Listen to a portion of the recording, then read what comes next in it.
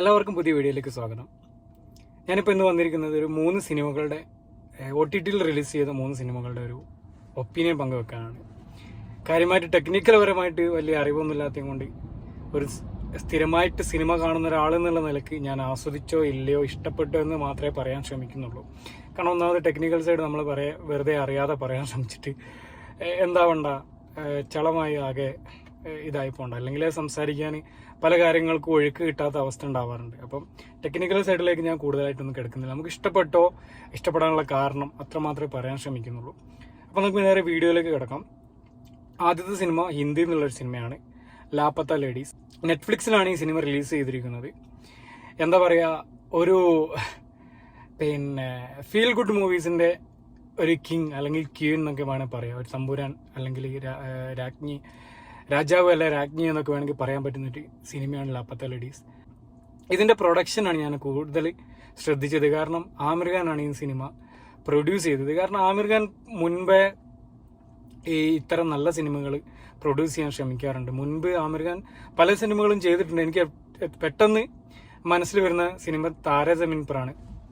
അപ്പോൾ ആമിർ ഖാനാണ് ഈ cinema produce ചെയ്തത്. ഈ സിനിമ സംവിധാനം ചെയ്തിരിക്കുന്നത് കിരൺ റാവു ആണ്. ലാപ്പത്ത ലേഡീസ് സംവിധാനം ചെയ്തിരിക്കുന്നത് കിരൺ റാവു ആണ്. ഇതിൽ അഭിനയിച്ചിരിക്കുന്നത് പ്രതിഭ രന്ത, നിതാൻഷി ഗോയൽ, സ്പർശ് ശ്രീവാസ്തവ, രവി കിഷൻ, അതേപോലെ ഛായ കദം, സത്യേന്ദ്ര സോണി. പേരൊക്കെ വായിക്കാൻ ഒരുപാട് ബുദ്ധിമുട്ടുണ്ട്, അങ്ങനെ ഫെമിലിയർ അല്ലാത്തത് കൊണ്ടാണ്. ഇവരൊക്കെയാണ് ഇതിൽ അഭിനയിച്ചിരിക്കുന്നത്. ഈ സിനിമയെക്കുറിച്ച് പറയുകയാണെങ്കിൽ ഒരു ഫീൽ ഗുഡ് സിനിമയിൽ എന്തൊക്കെയാണ് വേണ്ടത് അതെല്ലാം ഉണ്ട്. സെന്റിമെന്റ്സ് ഉണ്ട്, ഹാപ്പിനെസ് ഉണ്ട്, ഒരു ഹാപ്പി എൻഡിങ് ഉണ്ട്, അത്യാവശ്യം നല്ല സ്റ്റോറി ഉണ്ട്, അത്യാവശ്യം നല്ല പാട്ടുകളുണ്ട്, ബാക്ക്ഗ്രൗണ്ട് സ്കോർ ഉണ്ട്, എല്ലാം ഉണ്ട്.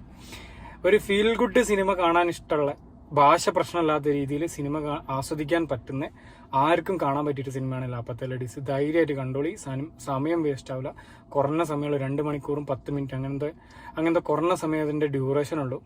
ഒരിക്കലും സമയം വേസ്റ്റ് ആവാത്ത, ലാംഗ്വേജ് പ്രശ്നമില്ലാത്ത ആൾക്കാർക്ക് കാണാൻ പറ്റുന്ന, ആർക്കും അത്ര പ്രശ്നം ഈ സിനിമ മനസ്സിലാക്കാൻ വലിയ ബുദ്ധിമുട്ടുണ്ടാവില്ല എന്ന് വിചാരിക്കുക. കാരണം ഞാനൊന്നും അത്ര ലാംഗ്വേജിൽ ഹിന്ദിയിൽ അത്ര ഫ്ലുവൻ്റ് ഒന്നല്ല. അങ്ങനെ ഫുള്ളായിട്ടൊന്നും കൃത്യമായിട്ട് പറയുന്നതൊന്നും മനസ്സിലാക്കിയെടുക്കാൻ പൂർണ്ണമായിട്ടൊന്നും പറ്റില്ല. ചിലതൊക്കെ മനസ്സിലാവും, ബാക്കിയൊക്കെ സന്ദർഭത്തിനനുസരിച്ച് മനസ്സിലാക്കിയെടുക്കുന്നതാണ്. അപ്പോൾ ഒരു ഫീൽ ഗുഡ് മൂവി ഇഷ്ടപ്പെടുന്ന ആൾക്കാർക്ക് എങ്ങനെയും കാണാൻ പറ്റുന്ന ഒരു സിനിമയാണ് ഈ ലാപ്പത്ത ലേഡീസ്. അടുത്ത സിനിമ ഓ ബേബിയാണ്. മലയാളത്തിൽ കുറച്ച് മുമ്പ് റിലീസ് ചെയ്ത സിനിമയാണ്. കുറേ കാലമായിട്ട് ജൂൺ 9, 2023 റിലീസ് ചെയ്ത സിനിമയാണ്. ഇപ്പോഴാണത് OTTയിൽ ഇറങ്ങുന്നത്. അന്ന് റിലീസ് ചെയ്ത സമയത്ത് മോശമല്ലാത്ത രീതിയിൽ പോസിറ്റീവൊക്കെ കിട്ടിയിട്ടുണ്ട്. പല ആൾക്കാരും കണ്ടിട്ടില്ല. കണ്ട ആൾക്കാർ നോക്കാൻ ഒരു ആവറേജ് എന്നൊരു എന്താ പറയുക അഭിപ്രായം കിട്ടിയിട്ടുണ്ട്. പക്ഷെ ഞാൻ കണ്ടിട്ട് എൻ്റെ പേഴ്സണൽ അഭിപ്രായമാണ്, സ്ഥിരമായിട്ട് കണ്ടുവരുന്ന ഒരു സിനിമ, ഒരു എന്താണ് കുറച്ച് ക്യാഷുള്ള വീട്ടിലെ ഒരു പെൺകുട്ടിയും ക്യാഷ് കുറഞ്ഞ വീട്ടിലുള്ള ചെക്കനും തമ്മിലുള്ള പ്രണയം, അതിന് ക്യാഷ് കൂടുതലുള്ള വീട്ടുകാർക്ക് വരുന്ന അതിനോട് വരുന്ന പക, അതിന്റെ പിന്നാലെ ഉണ്ടാകുന്ന ചില പ്രശ്നങ്ങൾ, ഇതൊക്കെ തന്നെ. കാര്യമായിട്ട് വേറൊന്നുമില്ല. ഇതിന്റെ ഡയറക്ഷന് രഞ്ജൻ പ്രമോദാണ്. രഞ്ജൻ പ്രമോദിന്റെ മുൻ സിനിമകളിൽ ഉള്ളതുപോലെ തന്നെ ഒരു നാച്ചുറൽ ആയിട്ടുള്ള ഒരു സമീപനമാണ് സിനിമയ്ക്കുള്ളത്. പിന്നെ അതിൽ അഭിനയിച്ചിരിക്കുന്നത് ദിലീഷ് പോത്തന്, അതേപോലെ ഡോക്ടർ ഷിനു ശ്യാമളൻ, അതുല്യ ചന്ദ്ര, വിഷ്ണു അഗസ്ത്യ, പിന്നെ ഹാനിയ നഫീസ, പിന്നെ ഈ ദിലീഷ് പോത്തന്റെ മകനായിട്ട് ദേവദത്ത് VS, ഇവരൊക്കെയാണ് അഭിനയിച്ചത്. വലിയ മോശമില്ലാത്തൊരു സിനിമ എന്ന് വേണമെങ്കിൽ പറയാം. എനിക്ക് പക്ഷേ ഒരു ആവറേജിന് താഴെയുള്ള ഒരു അനുഭവമായിട്ടാണ് തോന്നിയത്. സ്ഥിരമായിട്ട് കണ്ടുവരുന്ന ഒരു കഥ കുറച്ചും കൂടി റിയലിസ്റ്റിക് ആയിട്ട്, സ്ഥിരമായിട്ട് കണ്ടുവരുന്ന ഒരു സിനിമ കുറച്ചും കൂടി റിയലിസ്റ്റിക് ആയിട്ട് അവതരിപ്പിക്കാൻ ശ്രമിച്ചു എന്നത് മാത്രമേ ഉള്ളൂ. പിന്നെ അതിൽ ഈ ദിലീഷ് പോത്തന്റെ മകനായിട്ട് വന്ന ദേവാനന്ദിന്റെ അഭിനയമൊക്കെ ഒരു നല്ല രീതിയിൽ നാടകീയതൊക്കെ ഫീൽ ചെയ്തിട്ടുണ്ട്. ഡയലോഗ് ഡെലിവറിയും കാര്യങ്ങളൊക്കെ. സമയമൊക്കെ ഉണ്ടെങ്കിൽ ഒന്ന് കണ്ടിരിക്കാവുന്ന ഒരു സിനിമ എന്നതിനപ്പുറത്തേക്ക് വലിയൊരു സംഭവമായിട്ടൊന്നും ഓ ബേബി എനിക്ക് തോന്നിയിട്ടില്ല.